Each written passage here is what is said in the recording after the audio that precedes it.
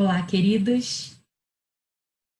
É com imensa alegria que estamos mais uma vez juntos, mesmo que virtualmente, para agradecermos e louvarmos a Deus por tudo aquilo que Ele faz por nós. E uma das maneiras de nos aproximarmos dele é, sem dúvida alguma, conhecermos dele. E não tem maneira melhor do que estudar a palavra.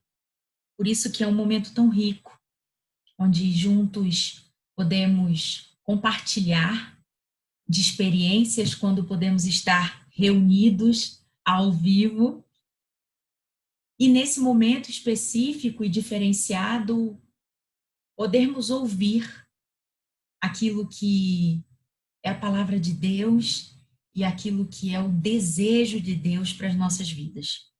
Um semestre rico, onde temos dominicalmente estudado sobre as parábolas de Jesus e como é bom estudar cada uma delas. Antes de começarmos, então, eu gostaria de convidá-lo a orar comigo, pedindo a Deus que esse momento seja um momento onde Ele fale, eu seja apenas intérprete daquilo que é a vontade dEle para a sua vida nesse momento, para a minha vida nesse momento. Vamos orar? Pai, muito obrigada porque estamos aqui. Muito obrigada, Deus, porque a tua igreja não para. Muito obrigada, Pai, porque as mudanças elas ocorrem, as necessidades, ó Deus, de adaptações, ó Deus, elas chegam e a tua igreja não para. E nós te agradecemos porque podemos estar aqui agora juntos, Pai, aprendendo de ti, ouvindo aquilo que é a tua voz, e eu te suplico, Pai, para que eu seja apenas um instrumento nas tuas mãos. E que aquilo que aqui for falado, Senhor, seja recado teu para o teu povo. Muito obrigada por mais esta oportunidade. Muito obrigada porque nos reunimos e juntos, mesmo que cada um em seu lar, podemos ouvir a tua voz.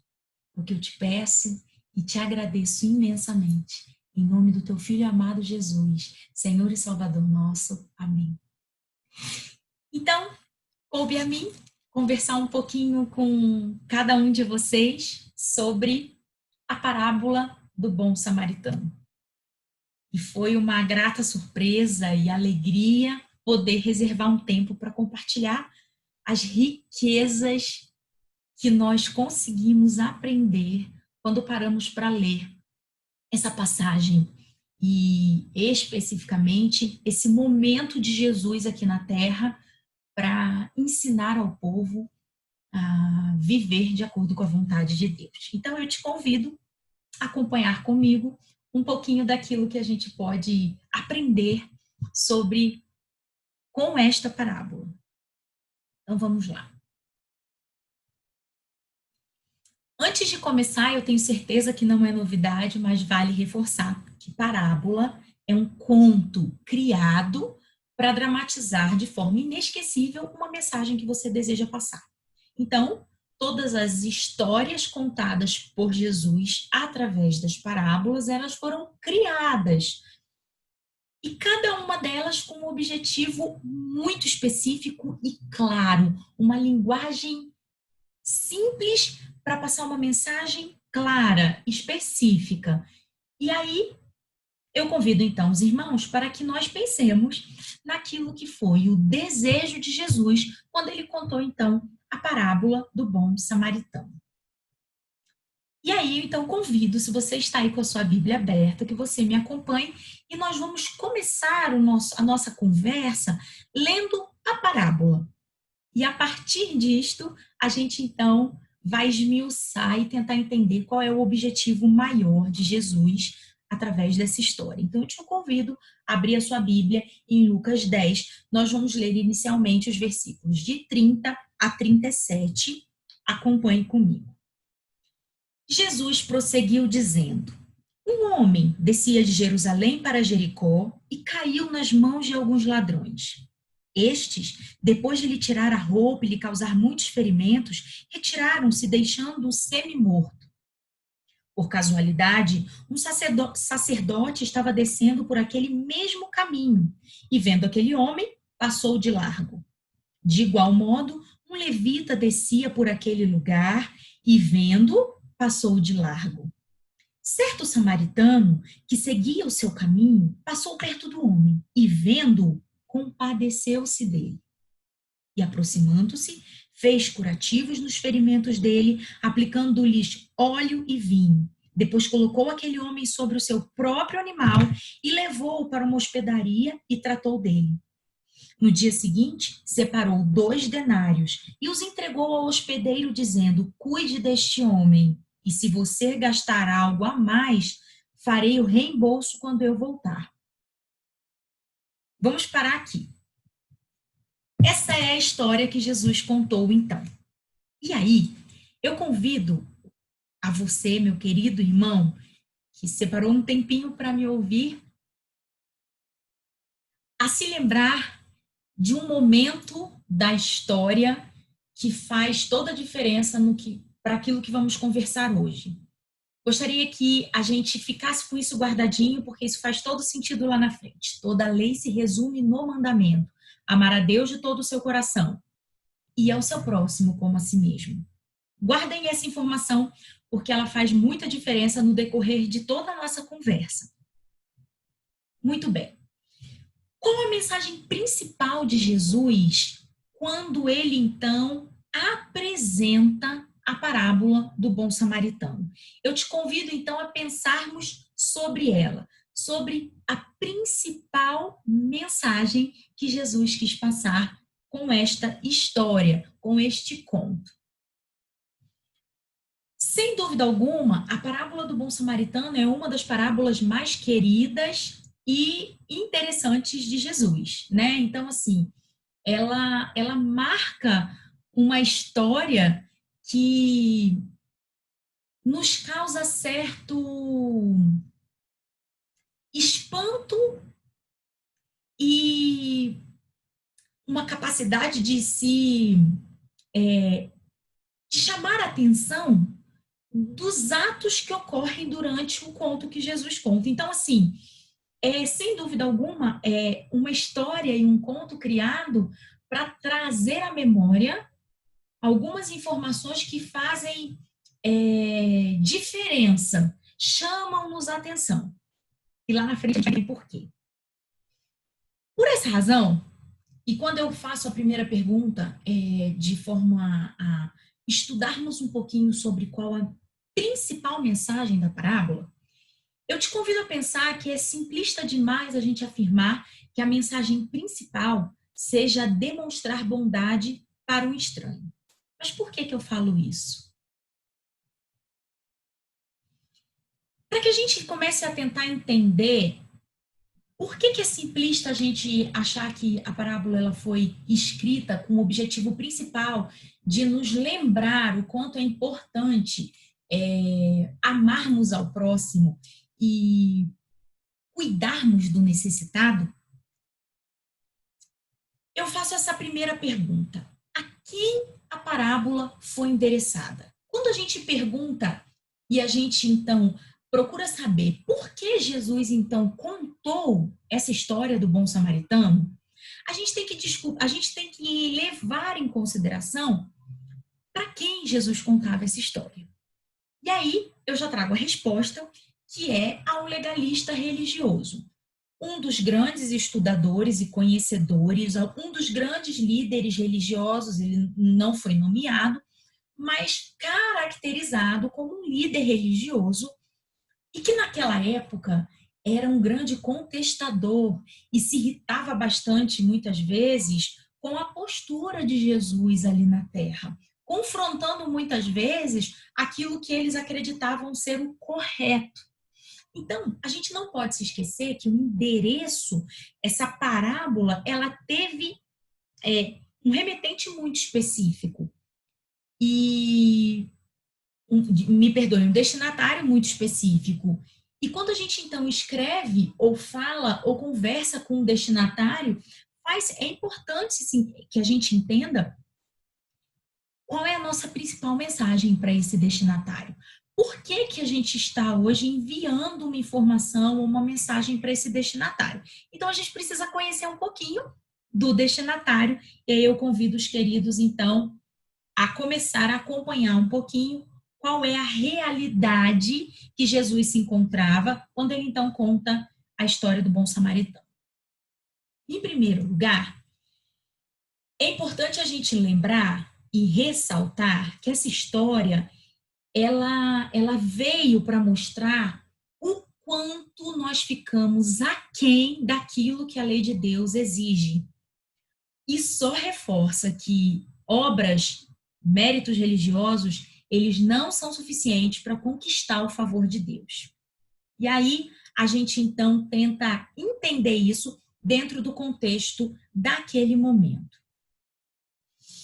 Jesus, quando escreve a parábola, e aí o livro de Lucas ele vem relatando isso, lá no capítulo 9 de Lucas, a gente vê que Jesus está naquele momento onde ele envia os 12 discípulos para que eles comecem a pregar ali em toda a região, e em seguida ele envia os 70, que aí é quando a gente entra especificamente no capítulo 10, e aí ele alerta os seus discípulos todas as coisas difíceis que eles também vão viver por estarem, então, levando o evangelho, levando a mensagem de Cristo ao povo.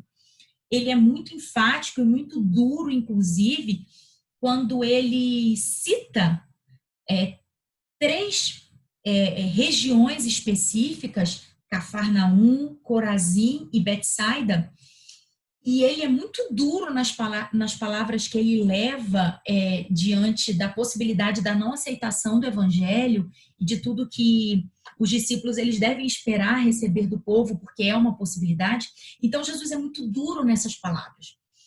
E todas essas questões, elas só causavam uma irritabilidade maior ainda nos líderes religiosos. E a ideia desses líderes, que eram conhecedores das escrituras e de todas as leis, era exatamente de confrontar Jesus e fazer com que aqueles que estivessem ao redor só entendessem o quão sábios e conhecedores da lei esses líderes religiosos eram. E aí, muitas vezes, eles eram sarcásticos, irônicos, maldosos nas perguntas que faziam, nos comentários que teciam, tentando fazer com que Jesus ficasse envergonhado ou intimidado diante daquilo que eles falavam.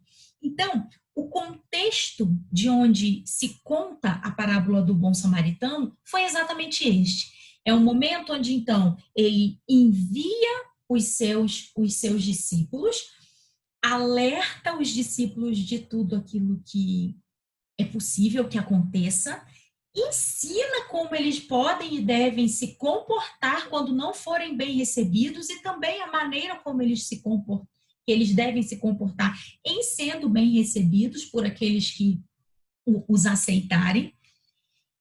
E aí, nesse momento, ele causa muito desconforto aos líderes. Nessa cena, nessa situação, em todo esse contexto, um dos líderes, então, se levanta e aí faz a primeira pergunta, indagação a Jesus. E ela está escrita logo em seguida.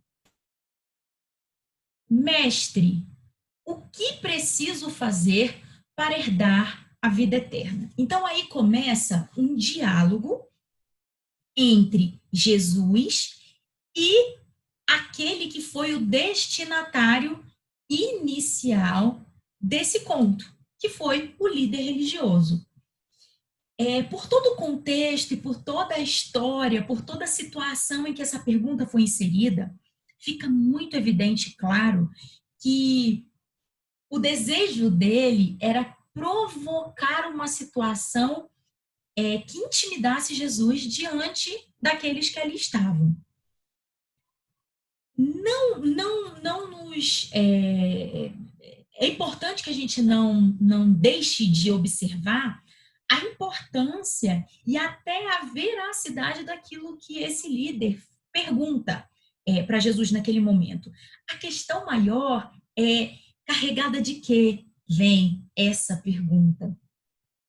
E aí, Quando a gente começa, então, a tentar entender qual é a real motivação para essa indagação do líder, a gente percebe que falta sinceridade, que falta interesse e que ele é perverso nesse momento.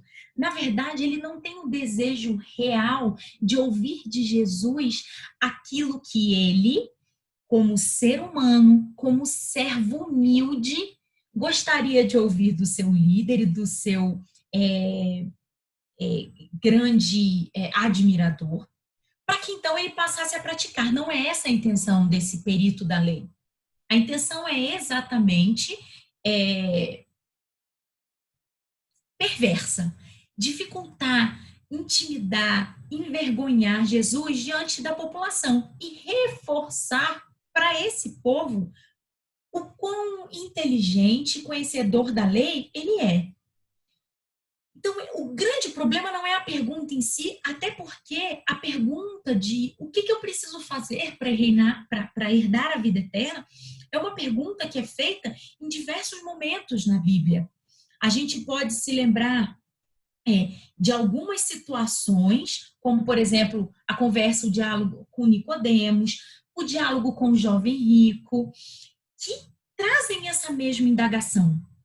A questão é a motivação, o que na verdade leva o perito da lei, o líder religioso, a então indagar Jesus sobre o que ele precisa fazer para herdar a vida eterna.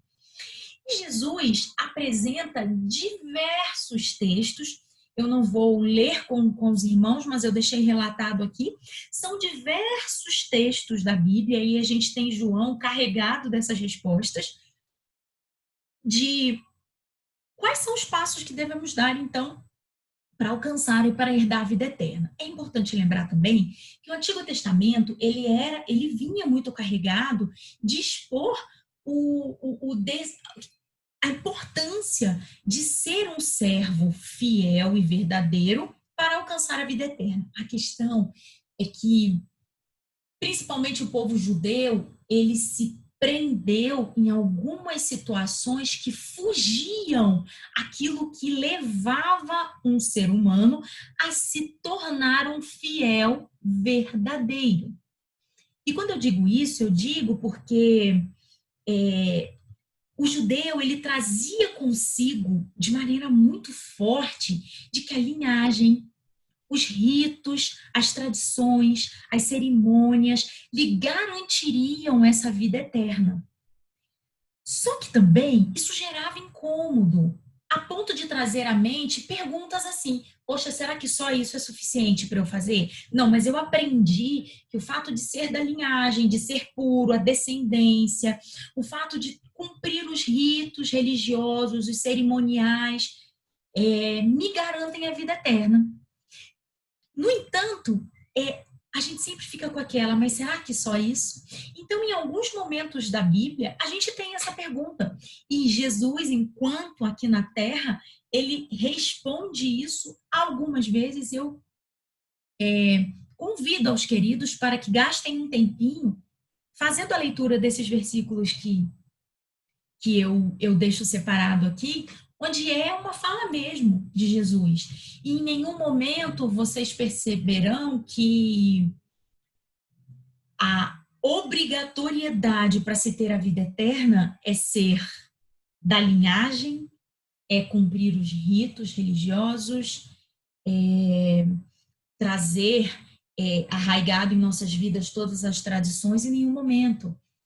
O primeiro texto, que a gente sabe de cor e salteado, ele diz: Deus amou o mundo de tal maneira que ele então mandou o seu filho, o seu único filho, para morrer em nosso lugar e nos salvar e nos dar a vida eterna. Em nenhum momento a gente ouve que ele nos amou, ele mandou Jesus, Jesus morreu, mas não bastava a sua morte de cruz e a purificação dos nossos pecados. Era necessário que alguns pré-requisitos fossem cumpridos. Em nenhum momento a gente ouve isso. Só que isso vinha muito arraigado com o povo judeu. E os líderes religiosos, eles se incomodavam muito com isso, porque Jesus traz um evangelho e apresenta um evangelho de graça, de vida em abundância para qualquer que acredita e que segue aquilo que é a palavra dada por ele. Isso acabava incomodando muito. Então, sempre que os líderes eles podiam, eles tentavam jogar uma pergunta e tentar perceber se Jesus se embananava, e eles saíam com mais poder e mais sensação de que eram profundos conhecedores e herdeiros da vida eterna por tudo aquilo que eles carregavam de conhecimento. E aí, Jesus, então, apresenta a primeira resposta. Só que a primeira resposta de Jesus para a pergunta do líder religioso foi com uma outra pergunta, que a gente encontra lá em Lucas 10, 26. E aí eu peço licença, então, para ler para os irmãos.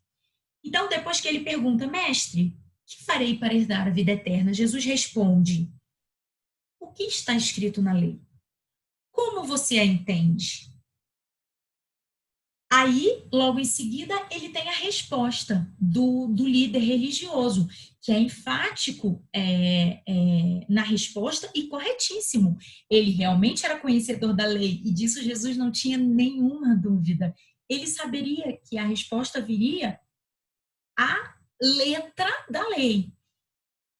E quando ele, então, Jesus espera realmente essa resposta, com base naquilo que era a leitura diária dele, que eles faziam de Deuteronômio, onde ele diz, ame a Deus de todo o seu coração, alma e força, e ainda ele acrescenta ao seu próximo com a si mesmo. Na verdade, e ao seu próximo como a si mesmo. Na verdade, esses dois mandamentos, e a gente falou sobre ele lá no início, são a base da lei. A base da lei.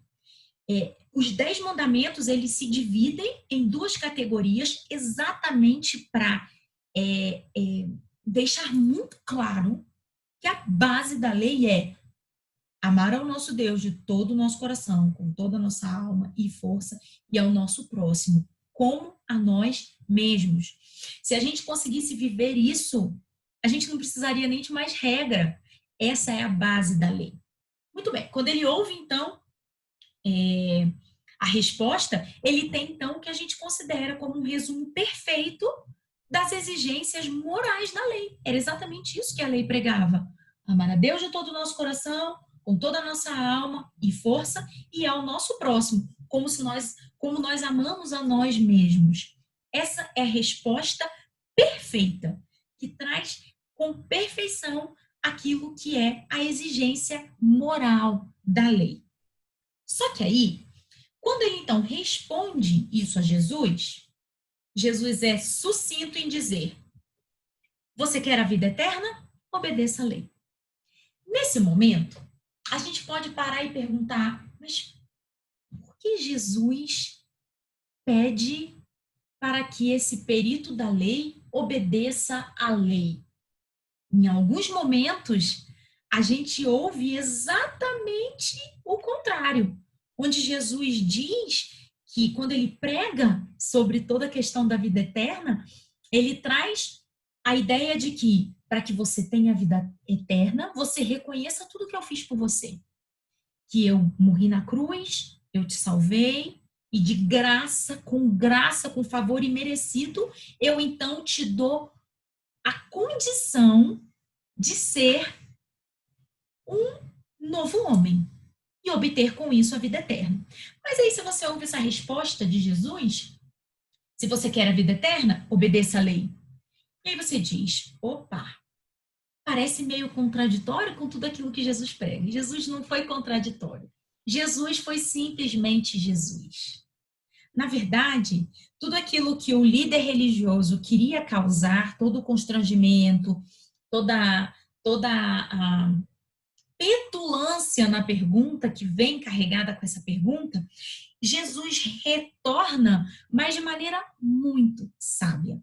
E a gente vai entender, e para mim isso é o ponto-chave da parábola, o porquê que Jesus inicia essa resposta dizendo assim: você quer a vida eterna? Obedeça a lei. Aí, nesse primeiro momento, a gente não pode dizer que ele usou o espelho da lei para tentar fazer com que ele inicialmente começasse a pensar que a própria lei o condenava. A questão é que nem sempre a gente está disposto a ouvir e entender aquilo que Jesus quer nos falar. E esse perito da lei não entendeu. Não entendeu. A gente não pode esquecer que o cerne da vida eterna está aqui. Somos justificados pela fé em Cristo e não pela prática da lei. Não sou eu que estou dizendo, é o nosso manual de vida. Lá em Gálatas 2,16 a gente lê exatamente isso. Então, é contraditório? Não, não é contraditório. Na verdade, Jesus quer dar uma lição que a gente nem sabe, porque no fim da história a gente tudo leva a crer, inclusive que esse líder religioso ele nem entendeu, mas a lição que Jesus quer mostrar é que se você quer a vida eterna, obedeça à lei. Mas é fácil obedecer à lei? É possível obedecer à lei? Muito bem. Jesus, então, desperta num conhecedor da lei essa indagação, essa resposta que acaba sendo nebulosa diante daquilo que eu acredito que o perito da lei esperasse ouvir de Jesus. E aí, como ele era uma pessoa de coração endurecido, necessidade de se justificar, ele então faz uma nova pergunta. Mas vejam bem, a nova pergunta só reforça o quanto ele não entendeu quem ele é na história. E aí, a nova pergunta é: e quem é o meu próximo? Dessa forma, a partir dessa pergunta, que a gente então tem o conto vindo de Jesus para tentar então ensinar, principalmente a este grande religioso, tudo aquilo que era importante ele aprender. Quando a gente ouve essa segunda pergunta, a gente já imagina que ele continua realmente tentando ali, única e exclusivamente, dificultar a vida de Jesus diante do povo. Ou se reafirmar como líder religioso diante daqueles que estavam ali, se mostrando num grau de superioridade por todo aquele conhecimento. Então, quando ele entra com a segunda pergunta, a gente só percebe a pobreza de espírito desse legalista e a necessidade que ele tem de se autoafirmar. Porque se o desejo real dele fosse entender o que ele precisava realmente fazer para herdar a vida eterna, depois que ele ouvisse de Jesus o que ele ouviu, se você realmente está disposto a fazer certo, você pararia para pensar, principalmente como um conhecedor da lei, você pararia para pensar: nossa, eu não sou capaz de obedecer a lei ao pé da letra e com tanta perfeição. Então, Jesus, o que eu preciso fazer para ter a redenção? Essa seria a segunda pergunta, se o coração dele realmente estivesse disposto a entender e a melhorar naquilo que ainda não estava bom. Como a pergunta dele vem, na verdade, causando uma intriga técnica, só reforça que o coração dele mantinha-se endurecido e o único objetivo ali era constranger e se autoafirmar. E aí, Jesus responde então, e isso é muito perfeito. Jesus responde essa segunda pergunta por compaixão e porque ele vive exatamente o que ele ilustra com a parábola que acaba sendo a resposta dele a essa segunda pergunta. É perfeição pura. Jesus poderia muito bem acabar com aquela conversa ali e deixar muito claro para aquele líder religioso que ele estava completamente distante do reino dos céus, de herdar a vida eterna, por toda a condição real da vida dele. Mas Jesus teve compaixão e com uma resposta branda, ele tenta ensinar e transmitir a mensagem real para aquele líder. que era tão conhecedor de todas as leis religiosas. E antes de tentar entender todas as questões que vêm carregadas com a parábola, Jesus já nos ensina três coisas. A primeira delas, a gente precisa viver o que a gente prega. Queridos, é incompatível uma vida de teoria sem nenhuma prática. A gente precisa fazer com que isso seja a nossa rotina de vida. Não é fácil, mas não é impossível. Porque quando a gente tem a nossa vida fincada, com base sólida nas mãos do nosso Senhor e Salvador, a gente não tem as impossibilidades. As dificuldades, elas existem, mas a gente tudo pode com Ele. E viver o que prega é um dos primeiros ensinamentos que Jesus mostra só nesse momento. Por responder essa segunda pergunta do líder religioso. Outra coisa também, não deixar que a religiosidade nos tire o senso de pecaminosidade, nos tire do senso de quem nós somos. Meus queridos, nós não podemos, em hipótese alguma, esquecer que somos seres humanos e marcados com o pecado. Quando a gente costuma ficar muito esquecido disso, a gente se enche tanto daquilo que a gente acredita ser o nosso grande conhecimento que a gente começa a pecar. Então a gente não pode se esquecer. O estar em contato com os rituais religiosos, com tudo aquilo que a religião ela nos fornece e que é saudável, não pode nos tirar o senso de sermos pecadores. E o terceiro aprendizado que a gente tem agora de imediato é, mesmo diante da zombaria, ter resposta branda. Foi exatamente o que Jesus fez. Jesus podia ter dado um basta naquele momento, naquela conversa que só tinha o intuito de intimidar e envergonhar o nosso Jesus. Mas ele entendeu toda a questão e foi capaz de responder de forma branda. Isso precisa ser uma lição para as nossas vidas. Nós precisamos tentar controlar todas as nossas emoções para que a gente não erre no impulso e na falta de controle daquilo que é o nosso sentimento. Eu tenho certeza que Jesus deve ter se irritado muito com aquele líder religioso. Sabe, que ficou claro para ele assim, poxa, esse cidadão aí está fazendo hora com a minha cara, esse cidadão está querendo me irritar. Ele poderia ter se irritado. Ele poderia ter levantado e deixado muito claro para ele que daquele jeito ali, ele era um cidadão muito longe do reino dos céus, mas Jesus foi um ser cheio de compaixão. E ainda responde de forma branda, sem errar na maneira de falar.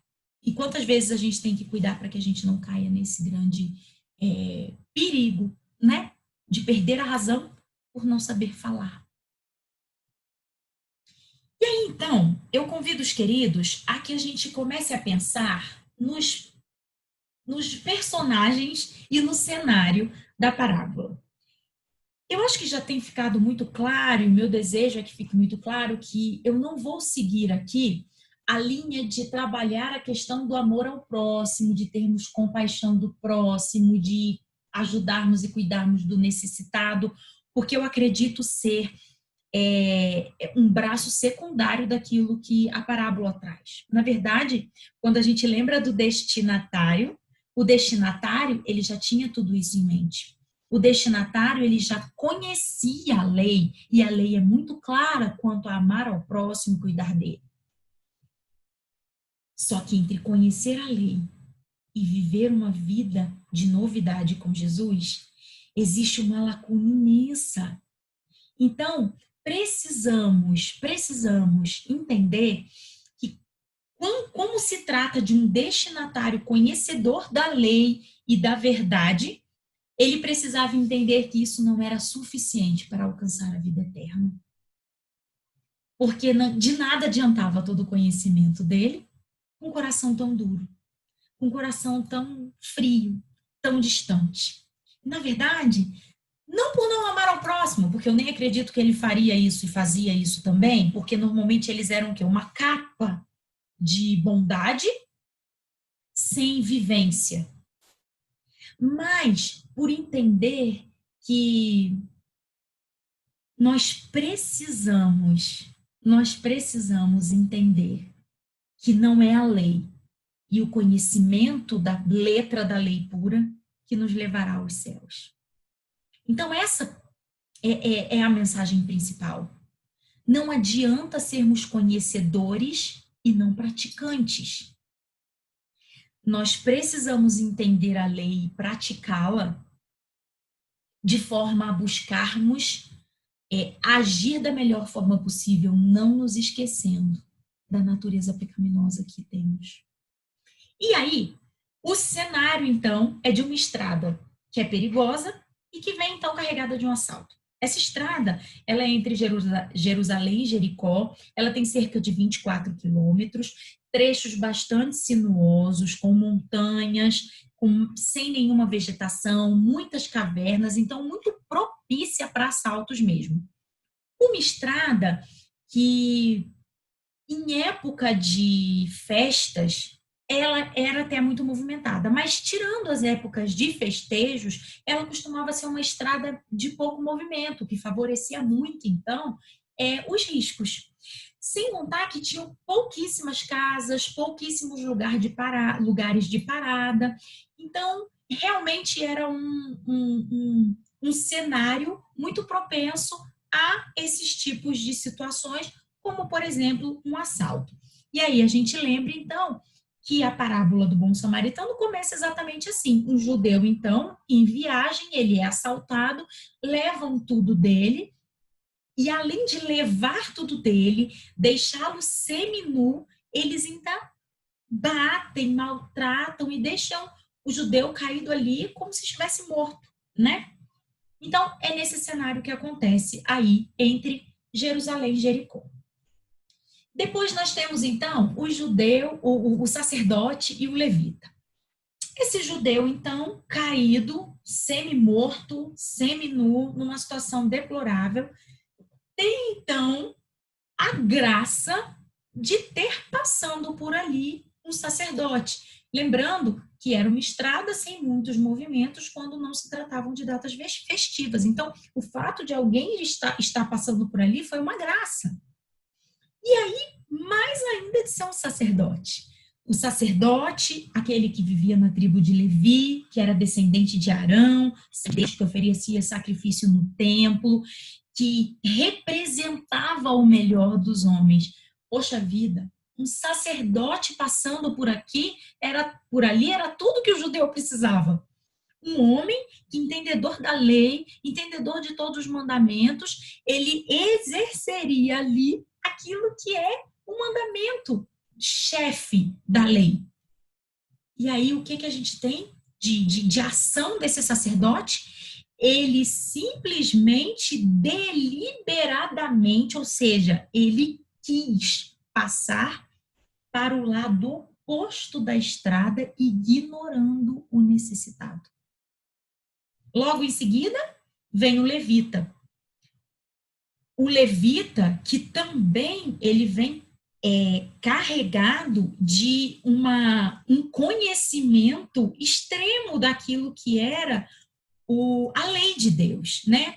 A diferença era que, apesar da tribo de Levi, ele não era descendente de Arão, mas ele estava ali também carregado de funções e atividades no templo, com uma vida dedicada ao serviço religioso e conhecedor da palavra. Então, ele é uma outra esperança. Jesus coloca no caminho desse judeu os dois primeiros personagens que têm um currículo invejável. Não é verdade? Poxa, eu sou detentor de todo o conhecimento da lei e eu preciso agir porque eu conheço. Só que é exatamente isso que eles não fazem. E aí o levita, ele faz exatamente a mesma coisa. Deliberadamente, ele vai então para o lado oposto da estrada e ignora a situação e toda a situação daquele judeu que se encontrava ali necessitado. O que a gente tira de lição inicial quando a gente pensa no sacerdote e no levita? Dois homens com posições bastante firmadas dentro de todos os rituais religiosos, conhecedores de toda a lei, mas que não conheciam a Deus. E por que eu digo que não conheciam a Deus? Eles são a prova clara com esse conto que ser detentor da lei, da regra, da teoria, sem a vivência da prática, nos distancia do nosso alvo. Eles não poderiam dizer que eles eram inocentes a ponto de não conhecer que precisavam amar ao próximo como a si mesmo. Não, eles conheciam. Mas eles preferiram não viver aquilo que conheciam. E se distanciam de Deus. Não conhecem a Deus. Percebem, irmãos, como isso é importante? Porque a parábola do bom samaritano, ela é para mim e para você. Estamos ali dentro da igreja, todos os domingos, cumprindo todas as atividades religiosas, efetivamente. E que se não cuidarmos, estamos completamente distantes do nosso Deus. E aí, a gente não tem como caracterizá-los senão como hipócritas religiosos, sem virtude nenhuma. E além disso, deixar muito claro de que o sacerdote e o levita, eles não estão aqui deixando muito claro o quanto nós temos líderes religiosos dotados de todo o conhecimento da Bíblia e que estão tão distantes de Deus e que são hipócritas. Não. O sacerdote e o levita aqui, eles estão representando qualquer um de nós que conhecemos a palavra e nos distanciamos dela na vivência. Isso nos distancia de Deus.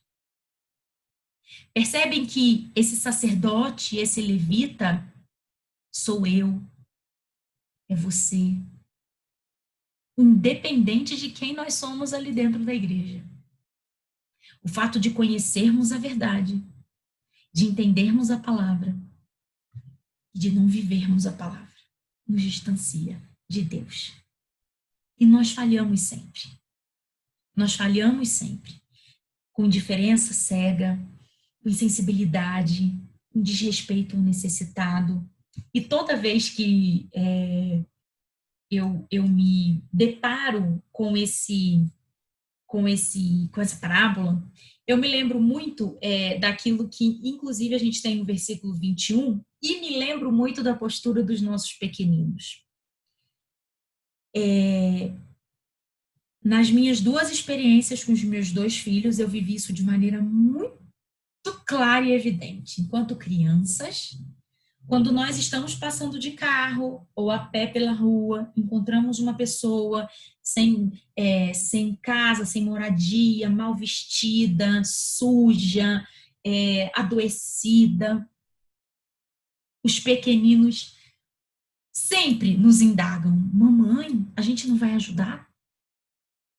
Quando um pedinte chega na porta do nosso carro e pede um dinheiro, eu não sei se vocês já tiveram essa experiência, mas essa pergunta faz parte do momento quando temos uma criança dentro e diz: mas mãe, você não tem nenhum dinheiro para dar a ele.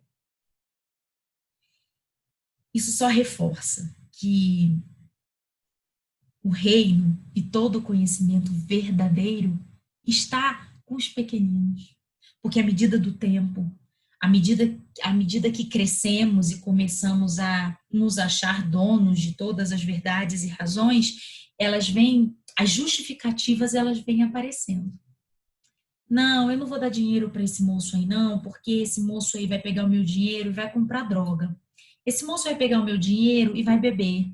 Esse moço está pegando o meu dinheiro aqui, e aí, se ele está pegando meu dinheiro aqui, tá fácil demais, para que ele vai trabalhar?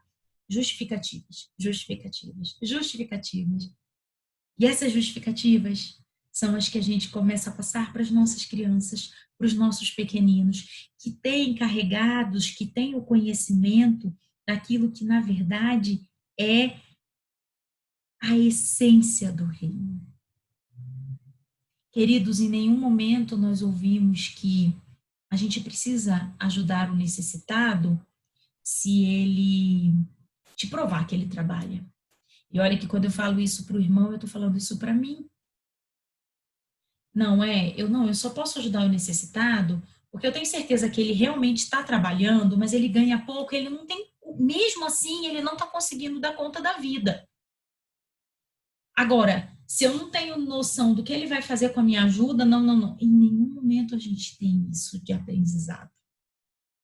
E a nossa vida, ela vai nos levando a achar as justificativas e as explicações de por que nem sempre a gente ajuda o necessitado.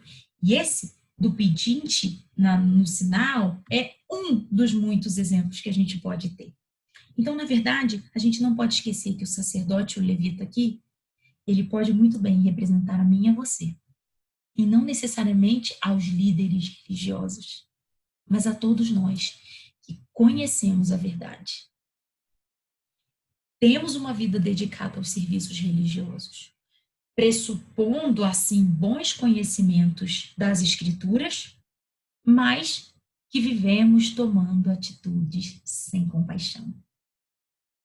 Eles não conheciam a Deus. E será que nós conhecemos a Deus? Eu deixo essa pergunta com você e faço essa pergunta a todo momento para mim.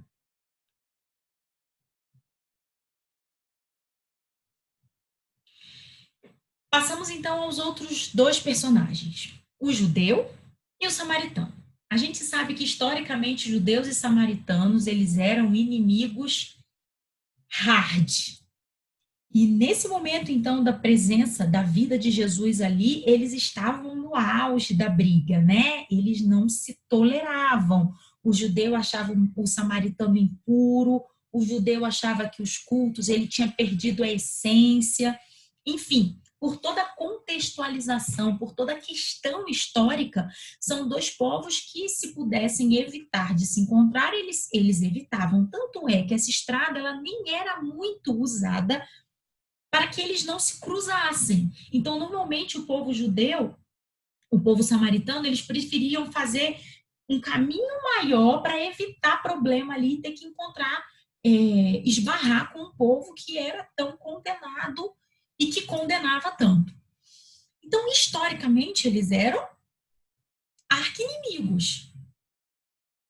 Já temos aí, então, um cenário que, se o sacerdote não me ajudou, se o levita não me ajudou, eu vou esperar a ajuda do samaritano? Ele, sim, tem todas as razões do mundo para não me ajudar. É meu inimigo, né?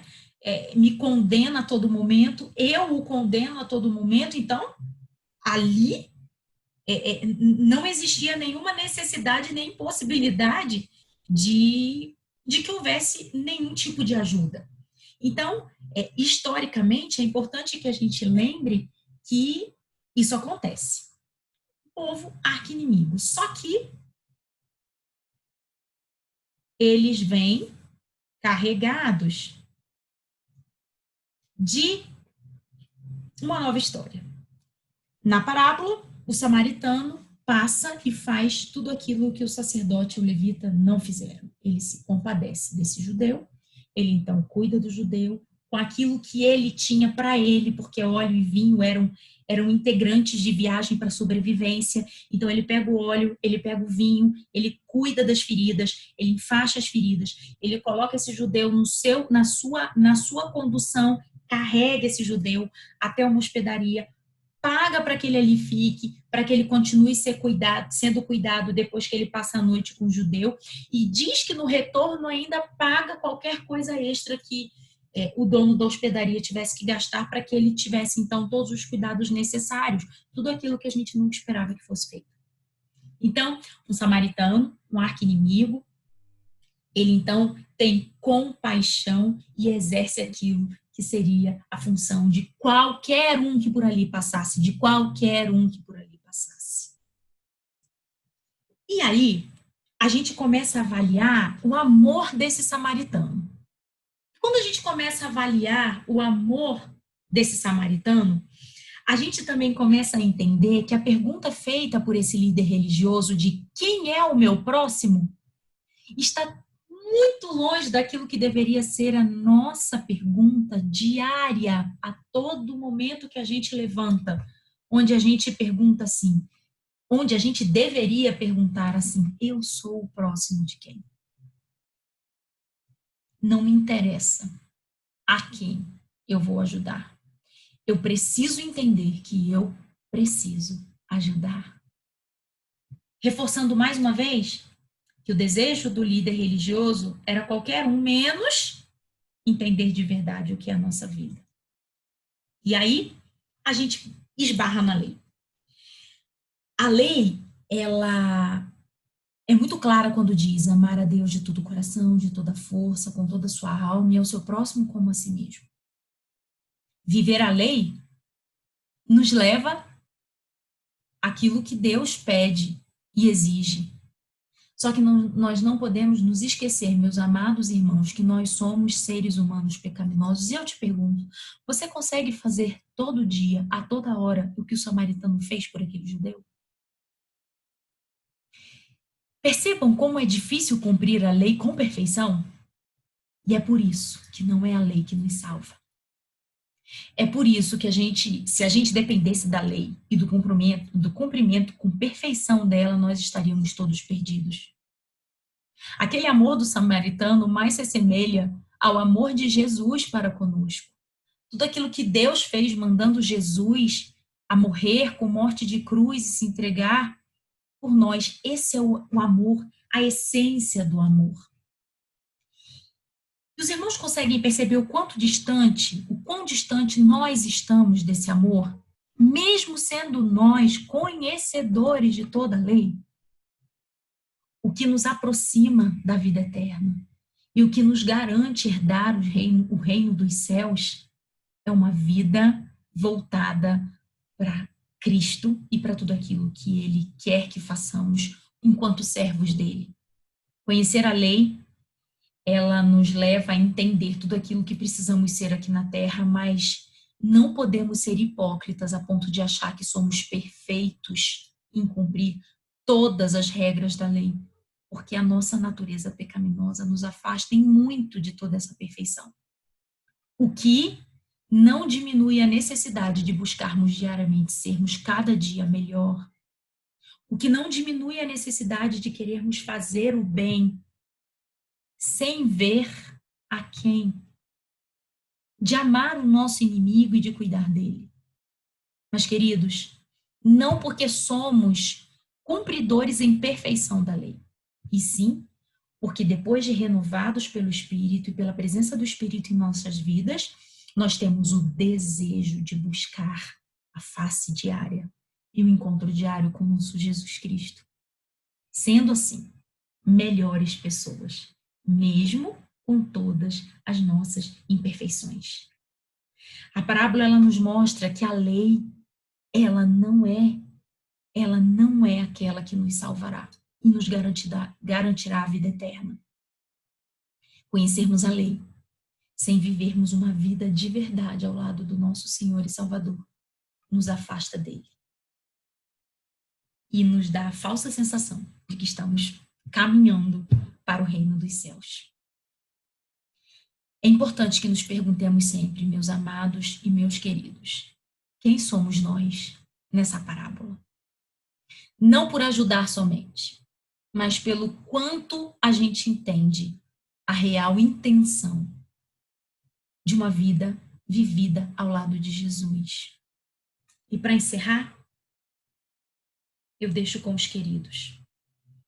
Aquele que tem ouvido para ouvir, recebe com clareza que a vida eterna não se pode ganhar por méritos da lei. É a herança graciosa de quem deposita sua fé em Cristo. Confessemos as nossas fraquezas, os nossos pecados e busquemos a graça e a misericórdia de Jesus, o único que é real e verdadeiramente capaz de cumprir o que a lei exige de nós. Ele é a única fonte verdadeira da vida eterna. Meus queridos, que tenhamos o desejo de conhecer a verdade, de conhecermos a lei, mas de vivermos tudo aquilo que ela nos pede. Não é fácil.